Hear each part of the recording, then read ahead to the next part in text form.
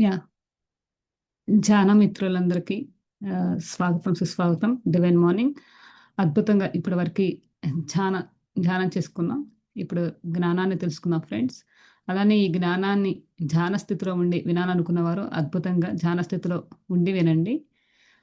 ఈ ధ్యానాన్ని, జ్ఞానాన్ని స్టార్ట్ చేసుకునే ముందుగా మన పరమ గురువులైన బ్రహ్మశ్రీ పత్రిజీ మాస్టర్‌కి స్వర్ణమాల అమ్మకు అనంత కోటి హృదయపూర్వక కృతజ్ఞతలు తెలియచేస్తూ, ఇంతటి అద్భుతమైన ప్లాట్‌ఫార్మ్‌ని అందించిన వంశీకిరణ్ మాస్టర్‌కి, సుకన్య మాస్టర్‌కి అనంతకోటి హృదయపూర్వక ఆత్మ ప్రణామాలు తెలియజేస్తూ, అలానే సద్గురు మూవ్‌మెంట్‌లో ఉన్న ప్రతి ఒక్క మాస్టర్‌కి పేరు పేరున హృదయపూర్వక కృతజ్ఞతలు. ఈ క్లాస్‌కి అటెండ్ అయిన ప్రతి ఒక్కరికి కూడా పేరు పేరున హృదయపూర్వక కృతజ్ఞతలు. అద్భుతంగా మనం లాస్ట్ క్లాస్‌లో 'ద ఇన్నర్ ఎర్త్'లో టెలోస్ నగరం గురించి తెలుసుకుంటున్నాం ఫ్రెండ్స్. లాస్ట్ క్లాస్‌లో చెప్పుకున్నది కొంచెం బ్రీఫ్‌గా చెప్పుకొని, దానికి కంటిన్యూగా చెప్పుకుందాం. అంటే ఇంద్రుడు నారదుల వారితో చెప్తారు కదా!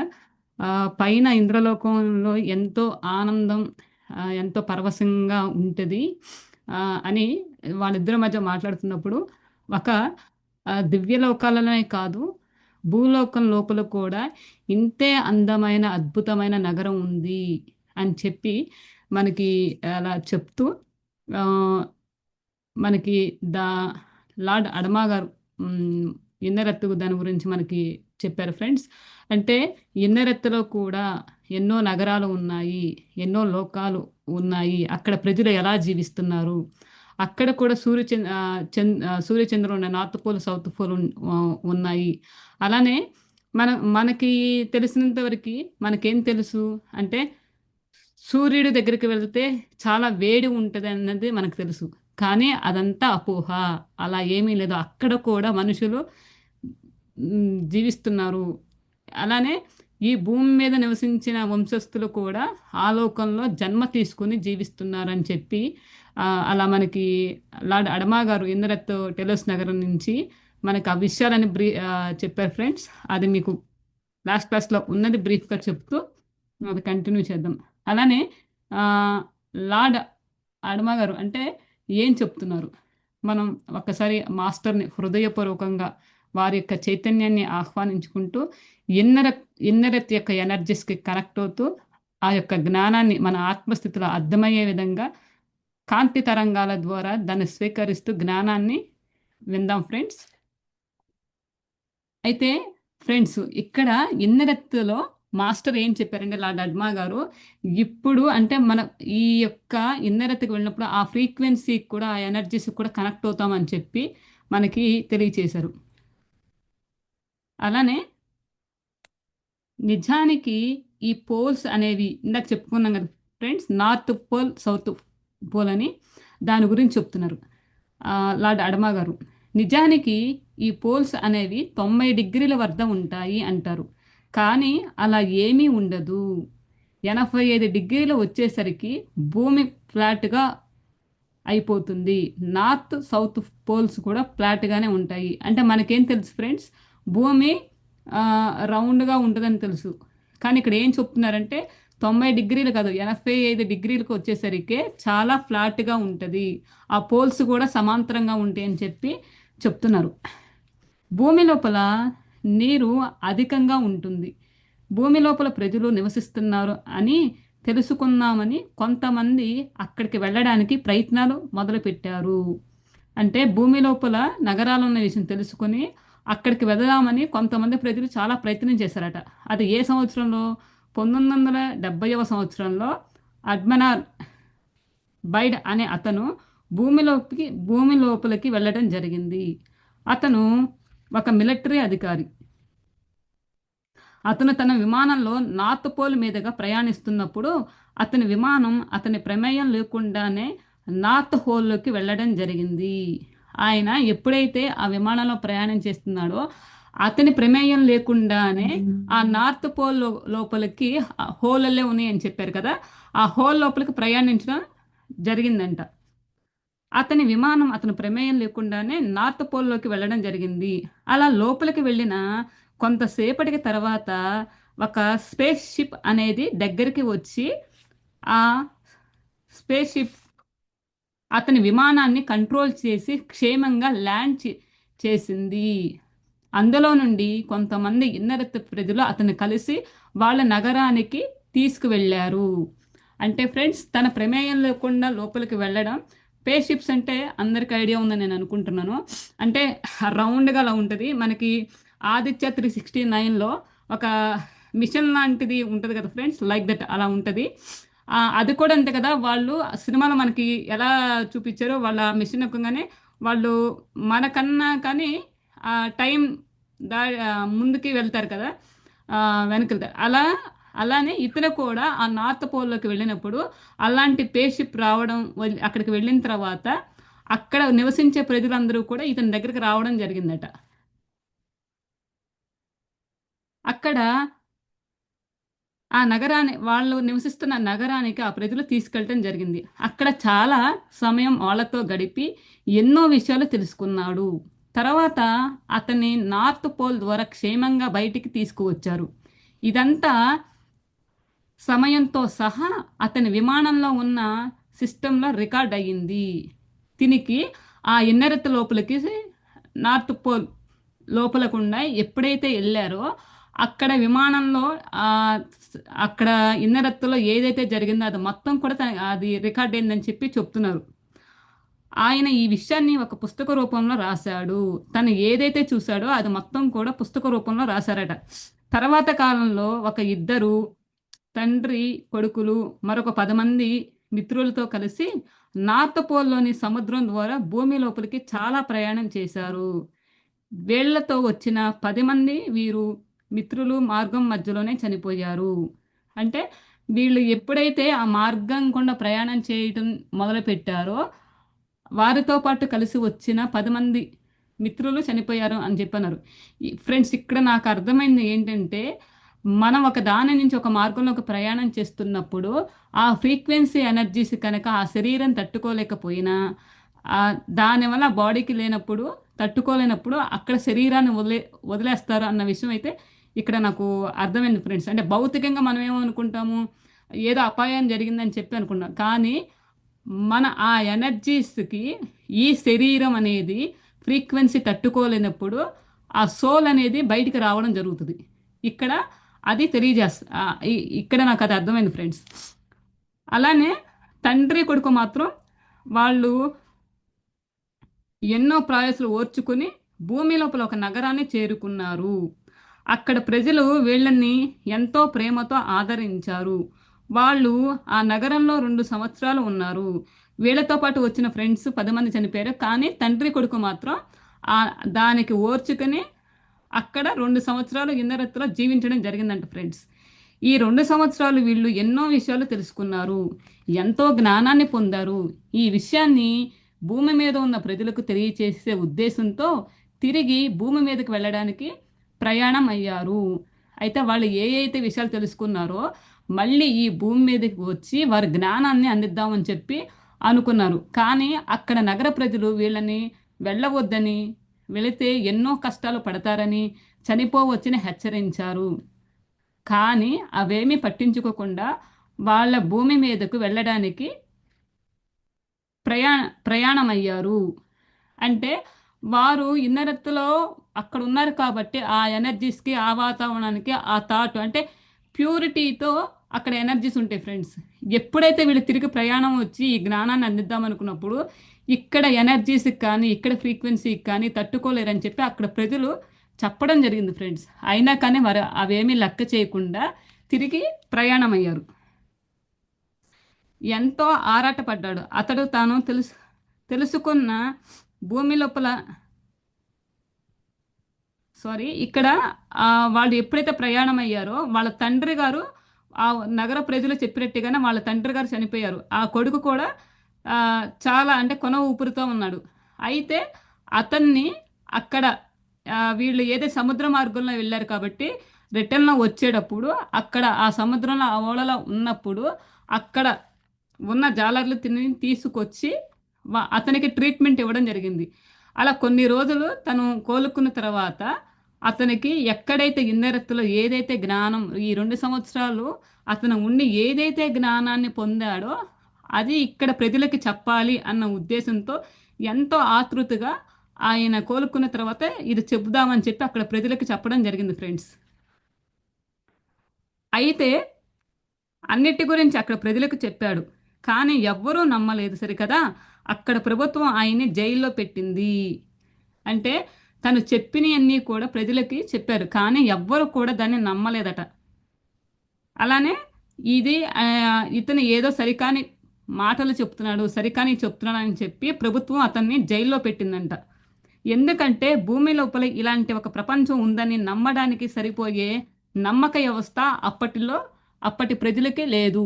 అంతే కదా ఫ్రెండ్స్. అంటే ఈ భూమి ఏంటి చీకటి శక్తులతో సరికాని దానివల్ల ఈ భూమి ఫ్రీక్వెన్సీ లో ఫ్రీక్వెన్సీకి వెళ్ళింది.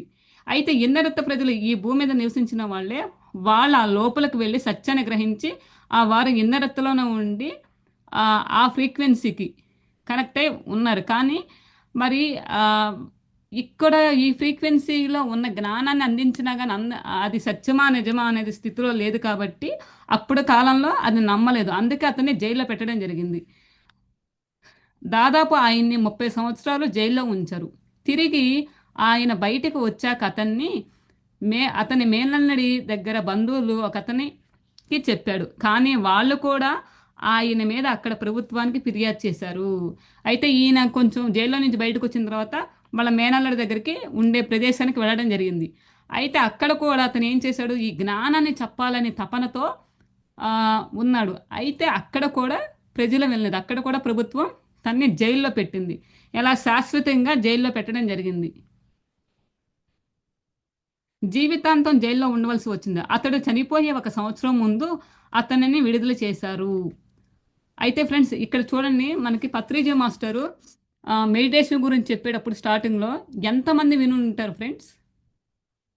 అంటే మెడిటేషనా, ఇది నిజమా అబద్ధమా అని మనకు మనమే సందేహం. అంటే ఇది ఇన్నరత్త దాని గురించి అది ఎప్పుడో జరిగింది అనుకుందాం. కానీ మన కళ్ళ ముందు జరిగింది గ్రహిద్దాం ఫ్రెండ్స్. 30-40 సంవత్సరాల క్రితం మాస్టరు ప్రతి ఒక్కరిని కూర్చోబెట్టి మెడిటేషన్ చేయమంటే అప్పట్లో మెడిటేషన్ గురించి చెప్పినా కానీ వినని వాళ్ళు చాలామంది ఉన్నారు. కానీ ఇప్పుడు ఫ్రీక్వెన్సీ మారడం వల్ల చాలామంది మెడిటేషన్ అన్న పదానికి, మెడిటేషన్ అంటే ఒక చేస్తే మన లోపలికి మనం ప్రయాణం చేస్తే సత్యాన్ని తెలుసుకోవచ్చని చాలామంది గ్రహించగలుగుతున్నారు ఫ్రెండ్స్. అదే ఇక్కడ చెప్తున్నారు. అతను ఆ ఆ సంవత్సరం అప్పుడు తను చెప్పిన జ్ఞానాన్ని వేరేగా అర్థం చేసుకున్నారు కాబట్టి తన్ని జైల్లో పెట్టడం జరిగింది.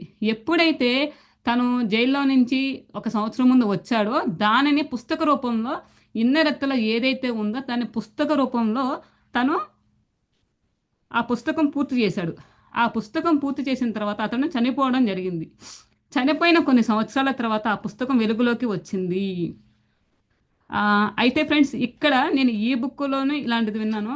అలానే మనకి 4 అగ్రిమెంట్స్ బుక్ మీరు వినే ఉంటారు. అలానే మన వంశీకరణ మాస్టర్ కూడా దాని గురించి చెప్పారు. టోల్ టెక్ మాస్టర్ అప్పుడు కూడా ఆ సమయంలో అంటే దక్షిణ మెక్సికోలో ఆ యొక్క జ్ఞానాన్ని బయటికి రానియకుండా చేశారు ఫ్రెండ్స్. కానీ కొన్ని సంవత్సరాల తర్వాత వారి యొక్క వంశస్థులు దాన్ని బయటికి తీసుకురావడం జరిగింది. అలానే ఇది కూడా ఈ జ్ఞానాన్ని ఈ పుస్తక రూపంలో వచ్చిన తర్వాత కొన్ని సంవత్సరాల తర్వాత ఇది బయటికి రావడం జరిగింది ఫ్రెండ్స్. ఆ పుస్తకంతో ఎంతో జ్ఞానాన్ని పొందుపరిచాడు. టెలోస్ నగర ప్రజలు రాజుల యొక్క కూతురైన షార్లా డెక్స్ అనే ఆమె భూమి మీద జన్మ తీసుకున్నది. ఇన్నరత్తులో ఎవరైతే ఉన్నారో ఆవిడ ఈ భూమి మీద జన్మ తీసుకోవడం జరిగేదట. ఆమె కంటే ముందుగా ట్విన్ ఫ్లేమ్ భూమి మీద జన్మ తీసుకున్నాడు. అతడికి యుక్త వయసు వచ్చాక ఆమె నేరుగా భూమి లోపల నుంచి బయటకు వచ్చి అతన్ని పెళ్లి చేసుకుంది. అంటే ఇదంతా కూడా ప్రణాళిక ప్రకారం రావడం జరిగింది ఫ్రెండ్స్. తర్వాత ఒక ఇంటర్వ్యూలో ఆమె ఇన్నరెత్తు గురించి వచ్చినట్లుగా చెప్పి ఇన్నరెత్తుకు సంబంధించిన విషయాలన్నీ ఇంటర్వ్యూలో పంచుకున్నారు. అంటే ఆ సమయంలో నేను ఎక్కడి నుంచి వచ్చానో తను ప్రతిదీ కూడా ఇంటర్వ్యూలో చెప్పడం జరిగిందంట. భూమి మీద మిస్టరీ నగరంగా చెప్పుకోబోతున్న సంబాల నగరం కూడా భూమి లోపలే ఉంది. అంటే ఫ్రెండ్స్ టెలోస్ నగరం ఎలానో భూమి లోపల కూడా మిస్టరియన్స్ అనే నగరంగా చెప్పుకోబడుతున్న సంబాలా నగరం కూడా భూమి లోపలే ఉంది. ఈ సంబాలా నగరం భూమి భూమి లోపల మధ్య రేఖకు దగ్గరగా ఉన్నది. కానీ ఈ విషయం ఎవరికీ తెలియదు. ప్రజలు సంబాలా నగరం భూమి మీదే ఉందని అనుకుని దానికోసం అన్వేషిస్తున్నారు. అసలు ఏంటి ఈ సంబాలా నగరం అంటే?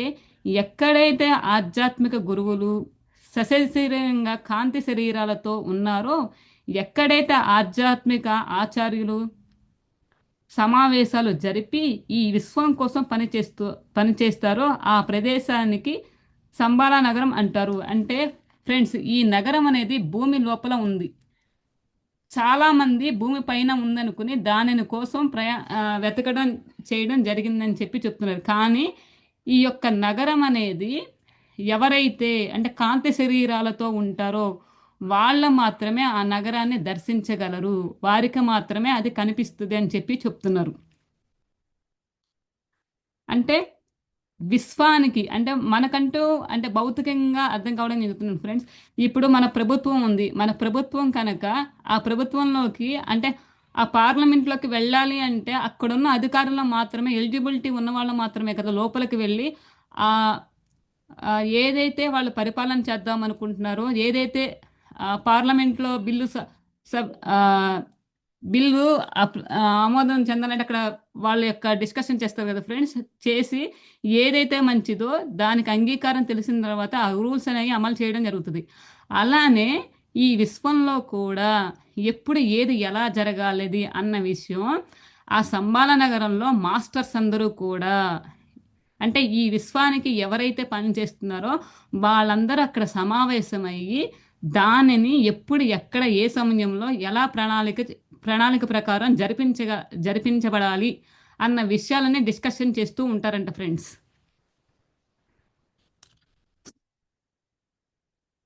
విశ్వాన్ని పరిపాలించే మహామహులందరూ అక్కడే ఉన్నారు. సంబాలా మీద భూమి మీద ఉందని అనుకుని వెతకడానికి వెళ్ళిన చాలామంది ప్రజలు ప్రాణాన్ని కోల్పోయారు. సంబాలా వెళ్ళడం అంత సులువైన విషయం ఏమీ కాదు. పరమ గురువుల అనుమతి, ఆశీర్వాదం ఉండి విశ్వలోక కళ్యాణం కోసం పనిచేస్తున్న వాళ్ళు మాత్రమే ఆ నగరానికి వెళ్ళగలరు. రష్యాకు చెందిన మహిళ హెలీనా అనే ఆమె మాత్రం పరమ గురువుల సహకారంతో సంబాలా నగరానికి వెళ్ళగలిగింది.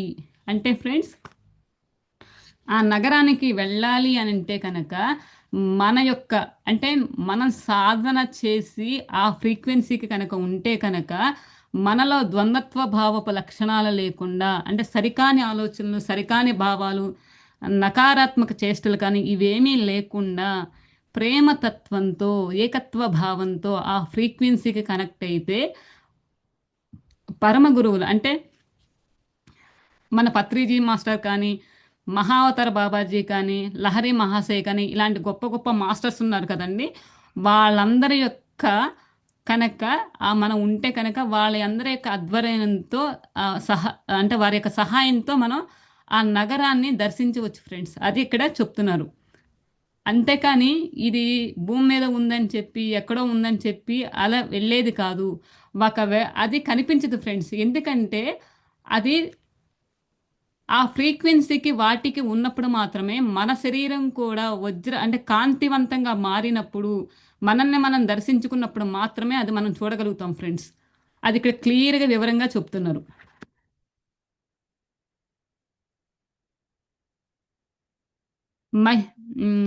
తను హెలీనా అనే ఆమె పరమగురువుల సహకారంతో సంబాలా నగరానికి వెళ్ళగలిగింది.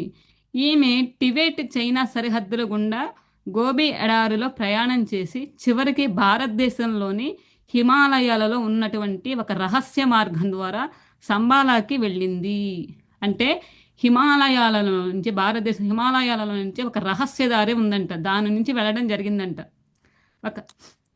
అక్కడ ఆమె ఎన్నో ఆధ్యాత్మిక విషయాలు తెలుసుకున్న, ఎంతో జ్ఞానాన్ని పొందారు. తిరిగి మళ్ళీ ఆ పరమగురువులు ఆమెను రష్యాకి చేర్చారు. అంటే ఫ్రెండ్స్, ఇక్కడ నాకు తెలిసిన ఎగ్జాంపుల్ చెప్తున్నాను ఫ్రెండ్స్. నాకు తెలిసినంటే ఇప్పుడు మనకి దేవరహస్యాల్లో కోనేరు వరలక్ష్మి మాస్టరు ఒక గ్రహానికి వెళ్ళాలి అంటే లోపలికి వారు కూడా అన్ని డైమెన్షన్స్కి వెళ్ళారు కదా. కొన్ని డైమెన్షన్స్కి వెళ్ళాలంటే పత్రిజీ మాస్టర్ యొక్క సహాయంతో లోపలికి వెళ్ళి అక్కడ తను ఏదైతే తెలుసుకోవాలనుకుందో ప్రయత్నం చేశారో, అలానే ఇక్కడ ఈమె కూడా పరమ గురువుల యొక్క సహాయంతో ఆ సంబాల నగరానికి వెళ్ళి అక్కడ ఏముందో అది గ్రహించడం, ఆ జ్ఞానాన్ని తీసుకోవడం జరిగింది ఫ్రెండ్స్. ఆమె తెలుసుకున్న విషయాలన్నీ పుస్తకంలో భద్రపరిచింది. ఆమె చనిపోయే వరకు కూడా ఈ జ్ఞానాన్ని పుస్తకాలను వ్రాస్తూనే ఉంది. చూసారా ఫ్రెండ్స్? సత్యాన్ని తెలుసుకున్న వాళ్ళందరూ కూడా పుస్తకం రాసి ఆ జ్ఞానాన్ని మనకి అందించాలని ఎంతో తపన పడ్డారు ఫ్రెండ్స్. అంటే మనం ఈ మాయలో పడి, ఈ చీకటి శక్తులు సరికాని అజ్ఞానంలో మాయలో పడి జీవిస్తున్నాము అన్న విషయాన్ని తెలియచేయడానికి వాళ్ళు పుస్తకాల రూపంలో ఎవరికి తెలిసిన జ్ఞానాన్ని పుస్తకాల ద్వారా అందిస్తూనే ఉన్నారు ఫ్రెండ్స్. అది చెప్తున్నారు. అంతేకాకుండా హిమాలయ గురువులు, శిష్యులు ఇన్నరెత్తు ప్రజల సహకారంతో భూమి లోపలికి వెళ్ళి అక్కడే కొంతకాలం ఉండి ఇన్నరెత్తుకు సంబంధించిన పూర్తి జ్ఞానాన్ని పొంది తిరిగి వచ్చి జ్ఞానం కోసం పరితపించే వారికి ఆ జ్ఞానాన్ని అందిస్తారు. అంటే ఎవరైతే అసలు సత్యాన్ని తెలుసుకోవాలని తపన ఎవరికైతే ఉంటుందో అలాంటి వాళ్ళకి మాత్రమే ఈ జ్ఞానాన్ని అందిస్తారు అని చెప్పి చెప్తున్నారు. వీరి ఆశ్రమాలు కానీ మానవ కంటికి కనిపించవు. అలా అలా కంటికి కనిపించిన నిగూఢ ఆశ్రమాలు ఎన్నో హిమాలయాలలో ఉన్నాయి. అంటే ఫ్రెండ్స్, మన కంటికి కనిపించినవి ఎన్నో ఉన్నాయట. అంటే ఈ భౌతిక శరీరంతో, ఈ భౌతిక కళ్ళతో చూస్తే కనిపించేవి ఫ్రెండ్స్. మన అంతరంగంలోకి ప్రయాణం చేసినప్పుడు, ఇందాక మనం చెప్పుకున్నాం కదా, మన దేహాలు కూడా కాంతివంతంగా మారినప్పుడు, మనలోకి మనం ప్రయాణం చేసినప్పుడు, మనకి వెళ్ళాలి, జ్ఞానాన్ని తెలుసుకోవాలన్న తపన ఉన్నప్పుడు ఖచ్చితంగా మనం కూడా అక్కడికి వెళ్తాము అని చెప్తున్నారు.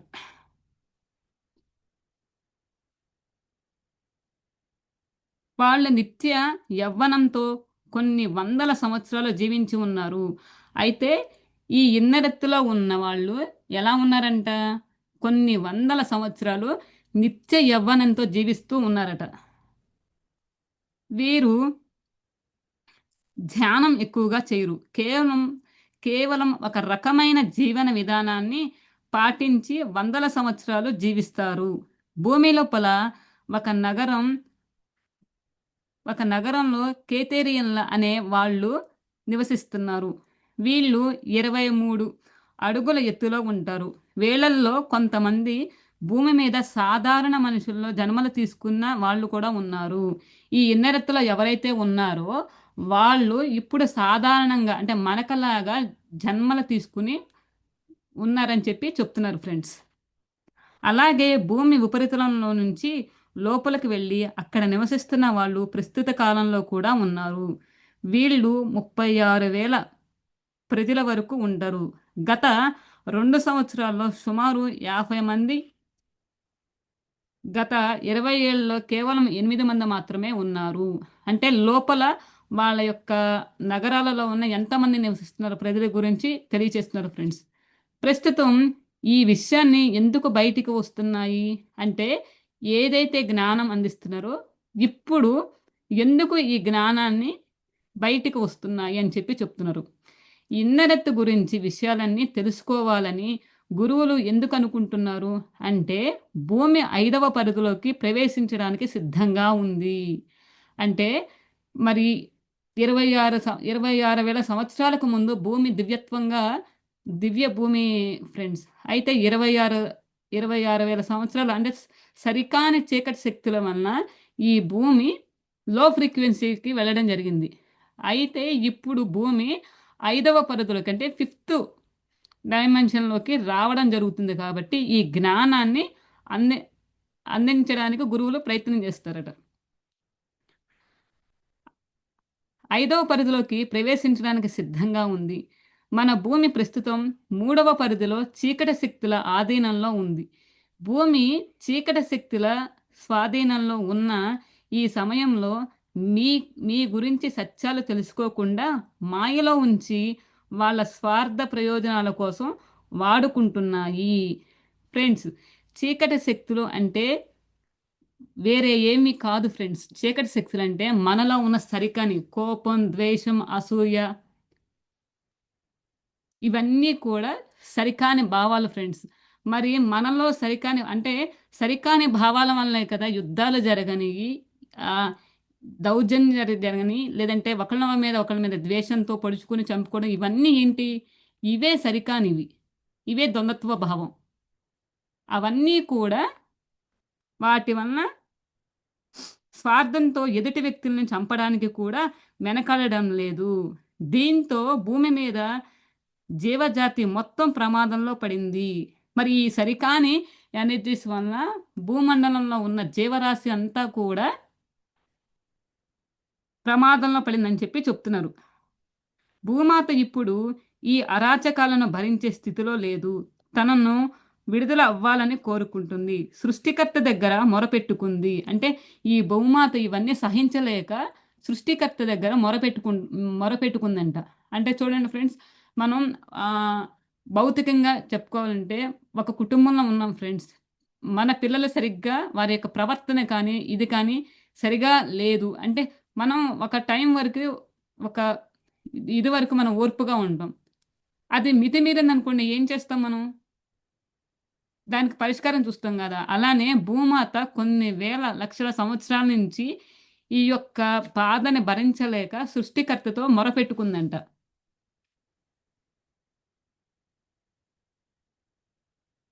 ఎప్పుడు తనకు సహాయం చేయడానికి ఎప్పుడూ తనకు సహాయం చేయడానికి సిద్ధపడి భూమి మీద చీకటి శక్తులను తరిమివేసే పనిలో ఉన్నాడు. దానికి సహాయకులుగా లైట్ వర్కర్స్ అయిన మిమ్మల్ని ఎంచుకున్నారు. మీరు కూడా ఆయన పనిలో భాగస్వాములే. జన్మ తీసుకున్నారు.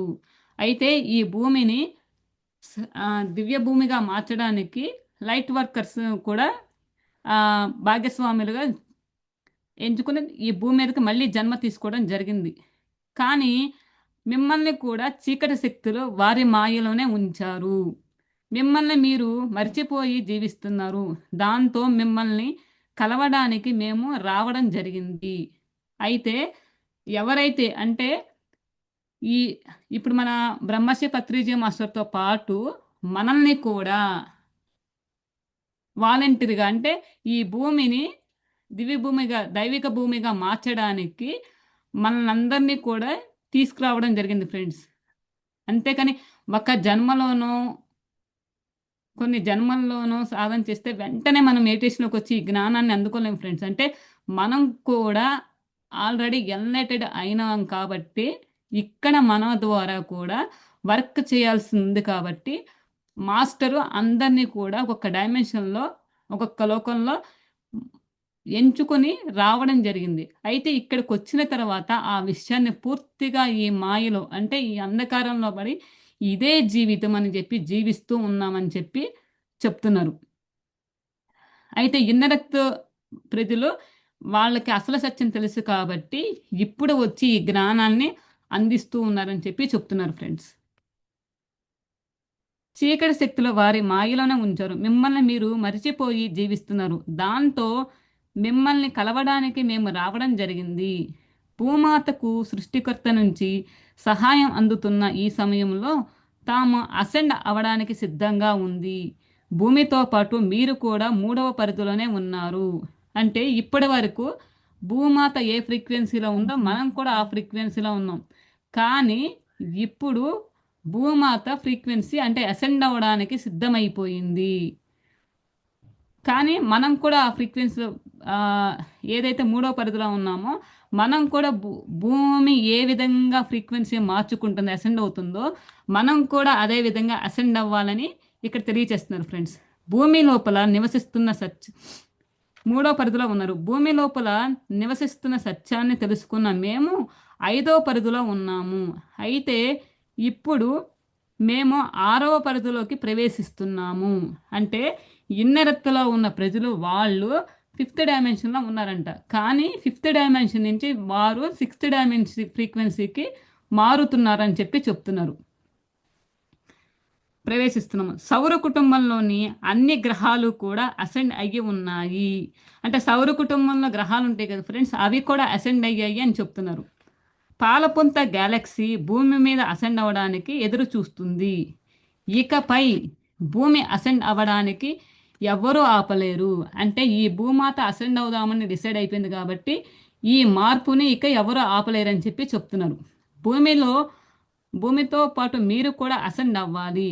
ఎవరైతే సత్యాన్ని తెలుసుకుని జ్ఞానంతో జీవిస్తున్నారో వాళ్ళు మాత్రమే భూమితో పాటు అసెండ్ అయ్యి ఉన్నత లోకాల్లోకి వెళతారు.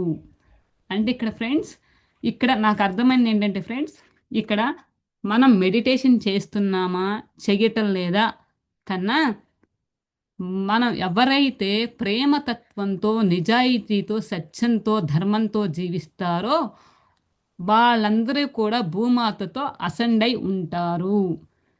అంటే ధ్యానం చేసి మారణంలో ఉన్నాను ఫ్రెండ్స్. అంటే స్వార్థంతోనో లేకపోతే ఏదైనా చేసో అలాంటి వ్యక్తిత్వాలు ఉన్నవాళ్ళు ఉంటారు. అలానే ధ్యానం చేయని వాళ్ళు ఉంటారు. అలానే ధ్యానం చేసేవాళ్ళు పూర్తిగా ప్రేమతత్వంతో ఉంటారు. ధ్యానం చెయ్యకపోయినా కానీ ప్రేమతత్వంతో ఉండేవాళ్ళు చాలామంది ఉన్నారు ఫ్రెండ్స్. అంటే ఇక్కడ ఏంటంటే మనలో ఉన్న భావాలు, ప్రేమ కానీ మనలో ప్రేమ అనురాగం ఇవన్నీ కూడా ఎప్పుడైతే మనం ఆ అలాంటి భావాలతో ధర్మంతో సత్యంతో ఉంటామో ఈ భూమి మీద ఆ ఫ్రీక్వెన్సీకి అనుసంధానమై ఉంటారని చెప్పి చెప్తున్నారు. కానీ ఎవరైతే చెడు పనులు చేస్తూ మూర్ఖంగా ఆత్మ గురించి నా సత్యాన్ని తెలుసుకోకుండా జీవిస్తారో వాళ్ళు ప్రళయకాలంలో ఈ భూమి నుంచి తొలగించబడతారు. క్లియర్గా చెప్తున్నారు ఫ్రెండ్స్.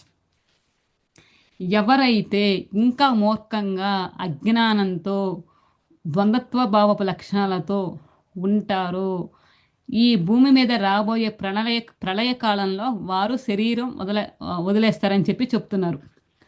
వారి కోసం ఒక వివిక్త గ్రహాన్ని ఏర్పాటు చేశారు. అంటే ఈ ప్రళయకాలం ఇది అంతా కూడా ప్రతిదీ కూడా జరిగేది ప్రణాళిక ప్రకారమే జరుగుతుంది ఫ్రెండ్స్. అంటే ఇక ఎవరైతే ఈ భూమి మీద ఈ ఫ్రీక్వెన్సీకి ఈ ఎనర్జీస్కి ఎవరైతే అనుసంధానం అయ్యి ఉండరో శరీరం వదిలేస్తారో వాళ్ళందరికీ కూడా ఆల్రెడీ ఒక భూమి ఒక గ్రహాన్ని అనేది ఏర్పాటు చేయడం జరిగిందని చెప్పి చెప్తున్నారు. ఈ గ్రహం మీదకు వెళ్ళిన వాళ్ళు ఒక కొత్త జాతిగా ఏర్పడతారు. వీళ్ళు ఈ విషయం యొక్క పరిణామంలో జోక్యం చేసుకోవడానికి అనుమతించబడదు. ఇది మన సెంట్రల్ సన్ ఆల్ఫా ఇంకా ఒమేగా నుంచి అందజేయబడిన శాసనం. ఈ సమయంలో అన్ని ప్రతికూల శక్తులు విధ్వంసక అస్తిత్వాలు పూర్తిగా వదిలివేయబడతాయి. కాబట్టి త్వరలో అందరూ ఆనందంగా జీవిస్తారు. ప్రతిరోజు ప్రేమ దృష్టితో ఈ ప్రపంచాన్ని చూడండి. ఇదే భూమి భవిష్యత్ అని తెలుసుకోండి. అంటే ఇక్కడ ఏం చెప్తున్నారంటే ఇక ముందు రాబోయేది అంతా కూడా ఆనందమే, ఆనందమైన జీవితాన్ని జీవిస్తారు అని చెప్పి మనకి లార్డ్ అడమా గారి యొక్క జ్ఞానాన్ని ఎవరైతే ఆ లోకంలోకి వెళ్ళారో వాళ్ళు ఈ జ్ఞానాన్ని మనకు తెలియచేస్తూ ఉన్నారు అని తెలుసుకున్నాం. మనం ఇప్పుడు ఈ టెలోస్ నగరం అంటే ఏంటి, ఈ టెలోస్ నగరం ఎలా ఏర్పడింది, దాని గురించి నెక్స్ట్ క్లాస్లో తెలుసుకుందాం ఫ్రెండ్స్. అంటే ఇప్పటి వరకు మన భూమి అంటే అసలు ఏ సంబాల నగరం ఎక్కడ ఉంది, అసలు అసెండ్ అంటే ఏంటి, ఇవన్నీ కూడా అంటే ఎలాంటి వ్యక్తులు ఉంటారు అన్న దాని గురించి అద్భుతంగా లార్డ్ అడమా గారు ఇంద్రత్ గురించి చాలా అద్భుతంగా ఈ విషయాలను తెలియజేశారండి. ఈ విషయాలు ఎందుకు ఇప్పుడు మనకి తెలియజేస్తున్నారంటే భూమి మీద ఫ్రీక్వెన్సీ పెరుగుతుంది కాబట్టి, ఫ్రీక్వెన్సీకి మారుతుంది కాబట్టి ఈ విషయాలు అర్థం చేసుకునే స్థితిలో మనం ఉన్నాం కాబట్టి ఈ యొక్క జ్ఞానాన్ని ఇప్పుడు మనకు అందిస్తున్నారు ఫ్రెండ్స్. ఈ యొక్క అంటే మనం ఏకత్వ భావంతో అంటే ద్వంద్వత్వపు భావ లక్షణాలు కాకుండా ఏకత్వ భావంతో ప్రతి ఒక్కరిని అంగీకరిస్తూ ప్రేమతత్వంతో ఉంటే కనుక మనం కూడా ఆ ఫ్రీక్వెన్సీకి ఆ యొక్క ఎనర్జీస్ తీసుకునే స్థితిలో ఉంటాం ఫ్రెండ్స్. థ్యాంక్ యూ అండి. Thank you so much. నాకు ఈ అవకాశం ఇచ్చిన మణిమాల మాస్టర్కి, సద్గురు మూమెంట్లో ఉన్న మాస్టర్స్ అందరికీ, మరొక్కసారి వంశీకిరణ మాస్టర్కి, సుకన్య మాస్టర్కి కృతజ్ఞతలండి. థ్యాంక్ యూ అండి. Thank you so much. మీకు కనుక దీనిలో ఏమైనా డౌట్లు ఉన్నా కానీ, లేదంటే ఒకవేళ ఈ జ్ఞానాన్ని విన్నా కానీ దీని గురించి ఇంకా ఏమైనా చెప్పగలగాలి, అనుభవాలు షేర్ చేయాలంటే తప్పకుండా షేర్ చేయండి. థ్యాంక్ యూ సో మచ్ అండి.